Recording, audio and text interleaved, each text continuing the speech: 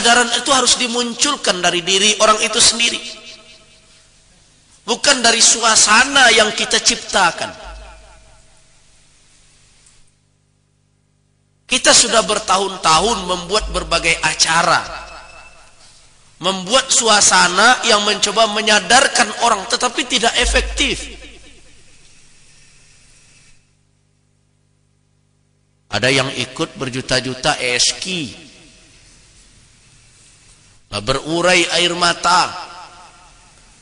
Selesai acara ESQ, balik lo perangai lamu. Pai haji puluhan juta, menangis di muka Ka'bah, ndak cukup sapu tangan. Pulang haji, balik lo perangai lamu balik. Nah, kenapa demikian? Karena kesadaran itu tidak kita coba tumbuhkan dari diri kita. Nah, inilah pekerjaan kita ke depan. Kita coba munculkan kesadaran. Bukan karena kepintaran guru hanya menunjukkan jalan. Nah, apabila kesadaran itu muncul dari segala macam penerimaan kita terhadap bukti-bukti kebesaran Allah, kita hilangkan keraguan, saya yakin kesadaran itu akan lama bertahan. Akan bertahan. Nah, karena itu Allah tidak banyak di dalam Al-Quran Allah dan langsung mencaci. Tidak langsung. Banyak malah Allah mengajak orang berfikir, mengajak orang menyadari siapa dia. Bagaimana Allah bersumpah dengan ayat-ayat wasyamsi wal-laili wad-duha. Semua itu untuk menyadarkan wat-tin waz-zaitun. Saya ada peristiwa aneh minggu yang lalu.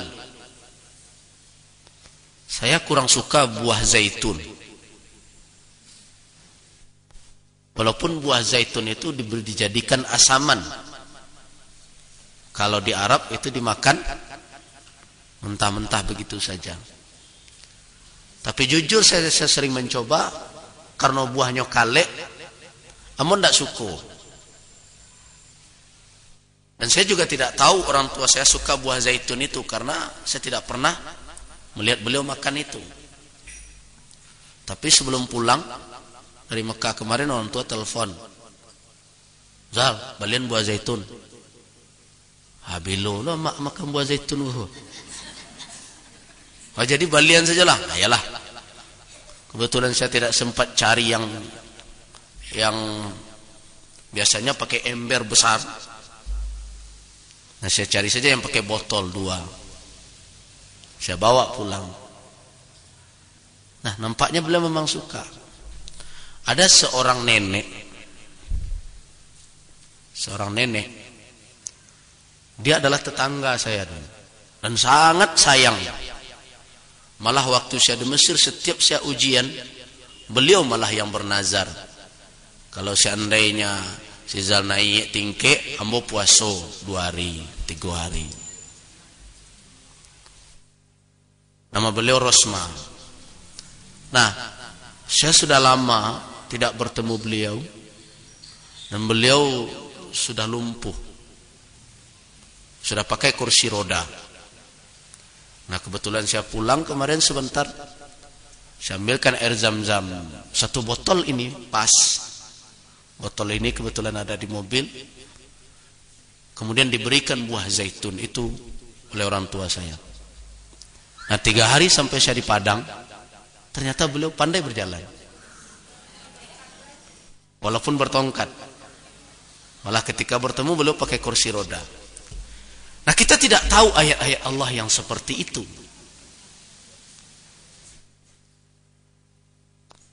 Nah, kalau kita mau belajar, kalau kita mau memperhatikan betapa banyak karunia Allah yang tersimpan pada ayat-ayat yang Dia berikan. Dan memang Terkadang kita tidak bisa membaca ayat-ayat Allah itu.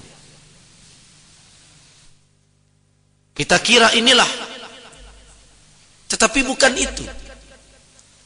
Nah, manusia karena itu harus mencoba mencari terus.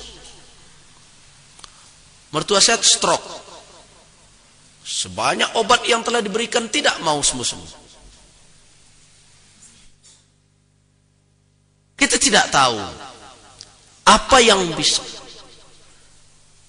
Nah, kalau seandainya seluruh ayat yang dibentangkan oleh Allah begitu terang, tidak membutuhkan nalar dan fikir kita, saya rasa selesailah sudah kehidupan ini, karena tidak perlu lagi berfikir. Nah, karena itu Allah membentangkan ayat-ayatnya kepada kita. Ada ayat yang mudah kita lihat, kita cerna, kita simpulkan.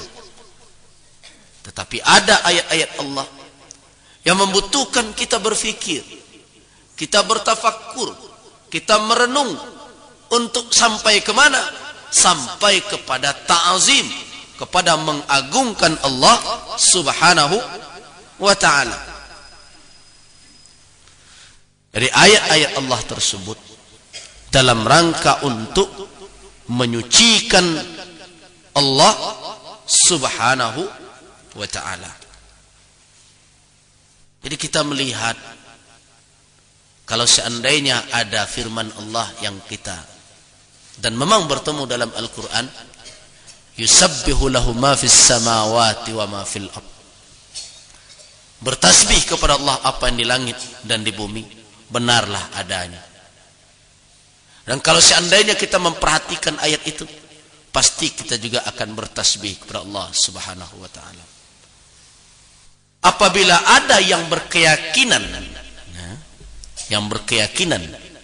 seperti yang dikatakan oleh orang Quraisy kepada Muhammad Rasulullah itu, bahwa Allah pernah meninggalkan hambanya, meninggalkan Rasulnya, berarti orang itu tidak bertasbih, orang itu tidak menyucikan Allah, berarti orang itu musyrik sebenarnya.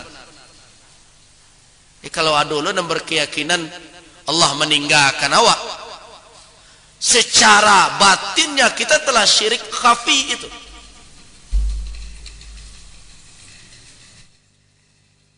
Kenapa? Karena telah kita lekatkan kepada Allah sifat yang tidak patut pada Allah itu sendiri. Masa ada Tuhan meninggalkan hamba? Tidak, Tuhan namanya itu. Nah, kalau ada misalnya, ya Allah bang, engkau tinggal nambo. Nah, kalau ada yang berkeyakinan seperti itu, i'tikadnya itu sama dengan orang musyrikin itu. Jadi jangan sekali-kali merasa bahwa Allah ini tidak melihat kita, Allah ini tidak memperhatikan kita, Allah ini tidak mengawasi kita. Jangan. Rasakan terus bahwa Allah itu terus bersama kita dan tidak pernah meninggalkan kita.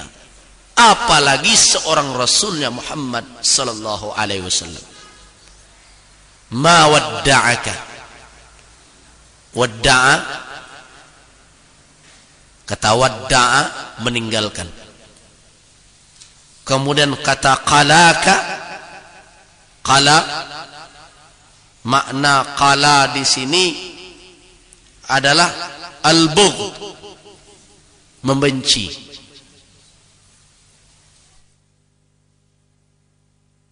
Tuhanmu tidak pernah meninggalkanmu. Nah, tengok bahasa Al-Quran begitu indahnya, ibu dan bapak. Dia pakai kata-kata fi'il madhi. Fi'il madhi itu adalah kata yang menunjukkan masa lalu. Tidak pernah Tuhanmu meninggalkanmu kan? Tidak pernah membencimu. Kenapa kamu harus percaya dengan orang itu? Kenapa kamu akan terpengaruh dengan mereka? Dia akan meninggalkan? Tidak pernah. Nah, samo Jawa kadang-kadang meyakinkan orang. Ada kadang-kadang orang bertangka, bakawan, dituduhnya kawannya mengkhianatinya. Jawabannya bukan, amun tidak mengkhianati engkau, kasawanat. Tapi jawabannya, pernahkah selama ini saya mengkhianatimu? Orang kalimat yang seperti itu biasanya menyentuh. Cobalah. Pernahkah selama ini saya menyakitimu? Pernahkah selama ini saya mengkhianatimu? Nah, kalau selama ini tidak, apa alasannya sekarang makanya akan muncul pengkhianatan? Kan begitu kesimpulannya. Nah, Allah juga mengajak dengan bahasa yang penuh kasih sayang kepada Rasul. Ma wadda'aka. Selama ini Tuhanmu tidak pernah meninggalkanmu dan tidak pernah membencimu. Nah, pada masa akan datang tentu juga tidak akan pernah. Nah, apa buktinya selama ini Allah tidak pernah membencimu? Allah tidak pernah meninggal. Nanti kita akan bertemu nanti. Bagaimana kehidupan Rasul dijelaskan oleh Allah pada ayat berikutnya. Jelaskan oleh Allah pada ayat berikutnya. Fa'ammal alam ya wa wajadaka dhallan fahada alam yajidka yatiman fa'awa wa wajadaka dhallan fahada wa wajadaka 'ailan fa'aghna. Itu tandanya, itu buktinya itu. Sama jawab orang yang bertengkar tadi. Kalau kita lanjutkan, dituduh berkhianat oleh kawannya. Pernahkah saya mengkhianati kamu? Nah, orang itu tidak akan menjawab. Memang dia akan terasa tidak pernah. Nah, bukankah pada waktu itu ada kesempatan saya berkhianat, saya juga tidak berkhianat kepadamu? Ada peristiwa-peristiwa yang sepatutnya orang itu berkhianat kepadanya, tapi dia tidak berkhianat. Apalagi dalam peristiwa yang hanya kecil begini. Nah, begitu. Sama aja orang. Saya mendengar seorang bos menuduh anak buahnya mengambil uang. Apa jawabannya? Pak, selama piti apa di tangan ambo pernah hilang? Yang dipersoalkan piti 1 juta. Keceknya, bukan dahulu pernah Pak menitipkan piti 200 juta kamu ada hilang? Jadi secara tidak langsung, boleh 1 juta kok Pak curigai lomo. Itulah. Jadi nampaknya bahasa juga berpengaruh kepada perasaan orang yang mendengarkannya. Nah, Al-Quran disinilah mukjizatnya. Kalimat-kalimat yang disampaikan itu berpengaruh. Nah, awak dalam merubah orang juga demikian. Bahasa kadang juga berpengaruh. Jadi tidak mesti berceramah itu keras terus. Tidak mesti berceramah itu lugas terus. Tetapi ada saatnya orang-orang tertentu dia lebih senang, lebih tersentuh karena bahasa yang enak, lembut dan menyadarkan. Begitu juga dengan anak-anak kita. Hati-hati yang masih lemah itu terkadang kalau dikerasi malah dia akan membalik. Perlu bahasa-bahasa yang sopan, yang mengajak dia untuk berfikir. Ada seseorang yang kawin lari datang, tidak pernah namu oleh basuh orang tuanya. Orang tuanya sebenarnya lah pengen berbaikan dengan anak, tapi ego orang tua taruh mengecen kalau ndak inyo nanti bosan. Ayo ndak dek denda, aden lo ibunya nang ketunduk kayaknya. Ya baiklah, anaknya kebetulan bertemu. Kalau wak marahi anak tadi, koyola durako ke induk. Mungkin tak jadi nyondang kecewanya pai selen. Tapi tak kala kita ingatkan, mana yang lebih baik? Menjalin banyak cinta